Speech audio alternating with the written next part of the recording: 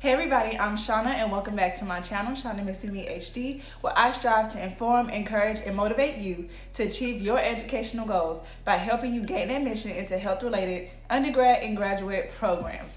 And today we are talking about gaining admission into medical school, specifically answering the question of many of my followers and subscribers: should they pursue anesthesiology as an anesthesiologist or as a CRNA? Don't get me started. But before we get started, you guys know what to do. Go ahead and press subscribe and make sure you press the notification bell so that you're the first to know when I release the next video.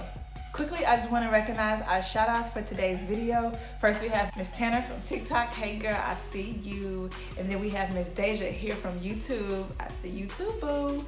And I've actually recently connected with her on Instagram, so thank you so much for reaching out to me, love. And then we have Miss Brianna from Instagram. Hey love. She reposted my story on IG. If you guys want to know how to receive a shout out, I have the information down below. But basically, you can subscribe to my channel, like and comment below using the hashtag MissyMeTips, or you can comment on my TikTok video that promotes the YouTube video for that day, also using the hashtag MissyMeTips, or you can repost any of my Instagram stories using the hashtag MissyMeTips. All right, guys, thanks so much. I love you guys. I hope my videos are informative and remain beneficial to you guys. I just want to start off by saying that both fields, anesthesiologist and certified registered nurse anesthetist, are both awesome career choices, okay? Neither one is better than the other. They both provide the same care to the patient, and both are awesome professions within the field of anesthesia. I think that is 100% appropriate for my followers and subscribers to ask me how I feel about anesthesiologists and CRNAs, as far as CRNAs replacing anesthesiologists in the future. And I think it's a very appropriate question to ask, being that I literally just mashed into my specialty, and so it's kind of like, well, why would you choose anesthesia if this is the future for anesthesiologists and CRNAs? And so a lot of people may think that I'm kind of out of my lane for speaking on CRNAs, but I think that it's very appropriate, like I said, and this is honestly just my opinion. Why did I choose to become an anesthesiologist over a CRNA? And I'm gonna give you that answer. But then later in the video, I'll also talk about some similarities and as well as a few differences between the two professions. So for me, the only reason why I chose to become an anesthesiologist over a CRNA is that I honestly did not know CRNAs existed. That's how ignorant I was to healthcare and medical professions in general. Like, if you weren't a nurse, you were a doctor. If you weren't a doctor, then you were a nurse. That's pretty much like all I knew. I didn't know the different mid-levels and what they did and things like that. So I pursued medicine. It wasn't until I got into medical school that I heard of CRNA, I heard of AA, NP, PA. So obviously there was no chance for me to choose CRNA over becoming an anesthesiologist. Also at that time, I didn't know that I wanted to go into anesthesia. I knew that I wanted to be a doctor. And so that's why I chose to go to medical school. And at the end of the day, after you go through all of your clinical rotations and you kind of figure out what best suits you, anesthesia was that thing for me. And so that is why I became an anesthesiologist over a CRNA. Simple, right? There were no logistics, there were no statistics and numbers and time for training. That none of that stuff was a factor in my decision of going into anesthesia. But now that I know that CRNAs exist and I know how comparable they are these days, when it comes to giving advice to my subscribers and my followers, I definitely would say be very informed on both fields before you make a decision. But at the end of the day, it does come down to the person. And honestly, if you're a person who's very into anesthesia and you just know that you want to do anesthesia, you have no other interest in any other specialty, like for sure full-blown hardcore anesthesia, I definitely think CRNA is an excellent option. And I would recommend anyone pursuing that field, especially if you are dedicated and that's what you know that you want to do, unless you also want to have the title of a physician. At the end of the day, that will be the main difference between anesthesiologists and CRNAs, is that even though they both have doctorate, or will soon both have doctorate degrees, and I'll talk about that a little bit later in the video. They will both have doctorate degrees. Only one of them will be considered a physician, because at the end of the day, only MDs and DOs are considered medical doctors. There are many other professions who have doctorate degrees, but they are not doctors. Just like lawyers have a JD, Juris degree, which is a doctorate's degree, and it does not make them a medical doctor, right? So it's the same for any other profession that goes for a doctorate's degree. If you are not a MD or a DO, you are not a medical doctor, you are not a physician. End of the story. That is the only major difference that I think will be between anesthesiologists and CRNAs. And then, of course, going along with that is just the amount of educational background and, again, clinical training, which some are, depends on what source you use and how you calculate, but some are saying that CRNAs can typically range anywhere from 1,500, 1,600 hours up to 3,000 or more hours of training. And then you do have to consider the fact that a lot of CRNAs, or all CRNAs, have ICU experience. So even though they're not practicing in the scope of a CRNA while in the ICU, they are learning a lot of the procedures and a lot of the medication management while getting their clinical experience. And then when you look at, anesthesiologists, we obviously all go through 4 years of medical education and then at least 4 years of residency training, with 3 being primarily focused on anesthesia training. And then some go on to pursue fellowships. And so obviously the hours and the amount of training differs, with anesthesiologists actually receiving more educational training and more clinical training than CRNAs. But at the end of the day, the data shows that there is no increase in negative patient outcomes. And I think that's one of the things that makes the argument for CRNAs to be able to practice independently and at the full scope of their practices, that the management and the outcomes of the patient hasn't changed, whether a physician is supervising or not. Both anesthesiologists and CRNAs are in high demand. So do I think that CRNAs are going to replace anesthesiologists? No. But do I think that more states are going to be more open to the idea of having CRNAs independently practice? Yes, I do. And do I think that that is a problem? Of course not. I believe CRNAs are highly trained professionals and can manage patients. I just want to say that, obviously it's a very good question of, will CRNAs replace anesthesiologists? And if you simply Google that question or, do some research, you will not find a definite answer, because there isn't a definite answer out there. A lot of you guys don't know which way to go. You have a lot of unanswered questions.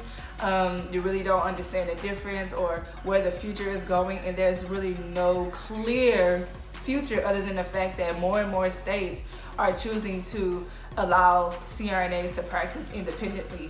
And if that trend continues, it'll eventually probably touch all 50 states here in America. So if that is what you're looking to see, it's not going to literally say that. But if you look at the history and you follow the trends, more and more states are opting out of having CRNAs supervised by a physician, not necessarily by anesthesiologists, just a physician in general, technically the surgeon or the anesthesiologist.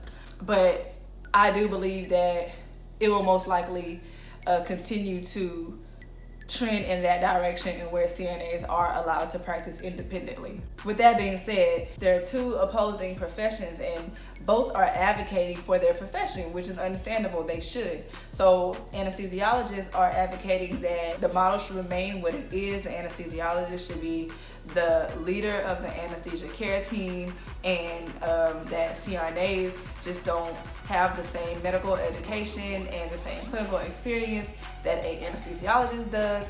That is just what they're arguing. That's what they're gonna argue, because they're supposed to. It's their profession, right?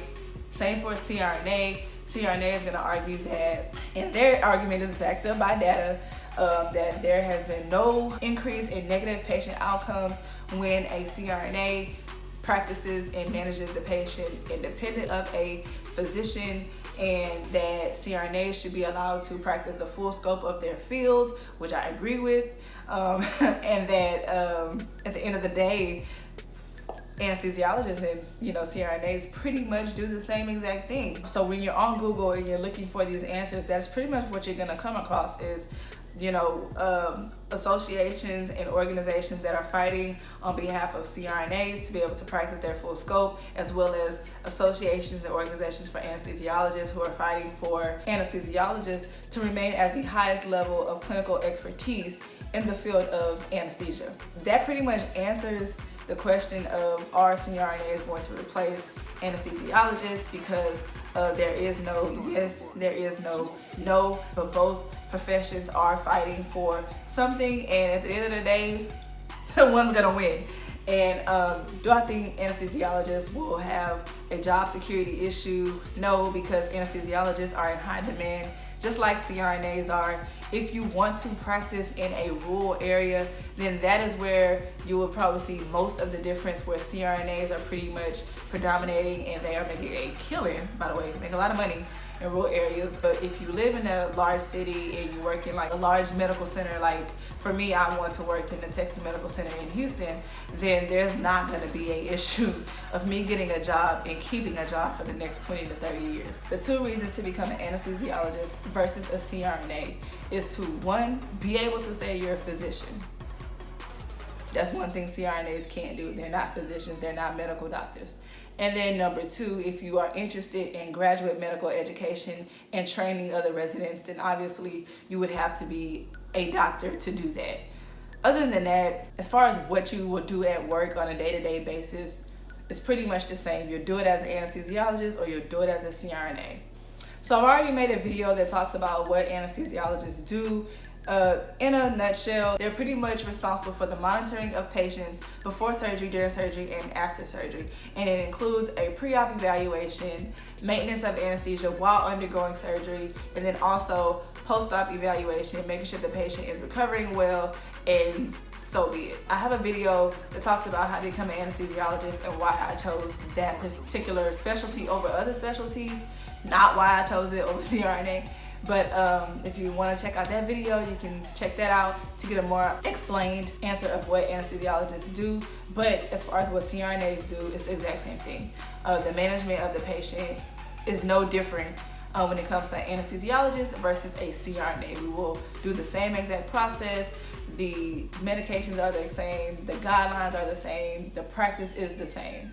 Now, will you have some physicians or some CRNAs who like to use a different blade, or some like to use one medication over the other, which a lot of times in anesthesia, there's no strict rule on which medications you should use. Of course, practice is gonna differ, based off the individual. As far as overall management of a patient under anesthesia, it is the same. Therefore, anesthesiologists and CRNAs do the same things.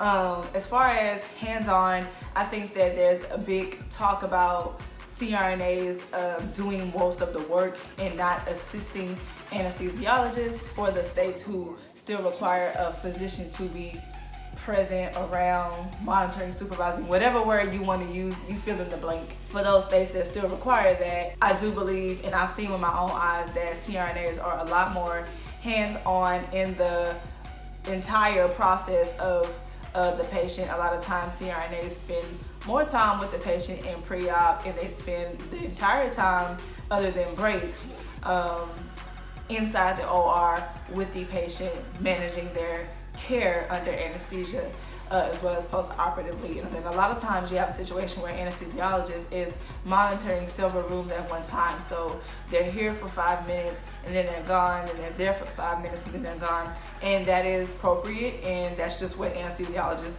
do. Some anesthesiologists actually practice the hands-on clinical part, and they're intubating every day, and they're sitting in the OR with the patient every day. It really just depends on where you practice and what the model of practice is for your hospital or institution. I hope this video was helpful. Like I said, I have a follow-up video that talks about the changes for CRNAs and how to actually become one, what you guys as high school or college students should be looking to do if you want to increase your chances at getting into a CRNA program.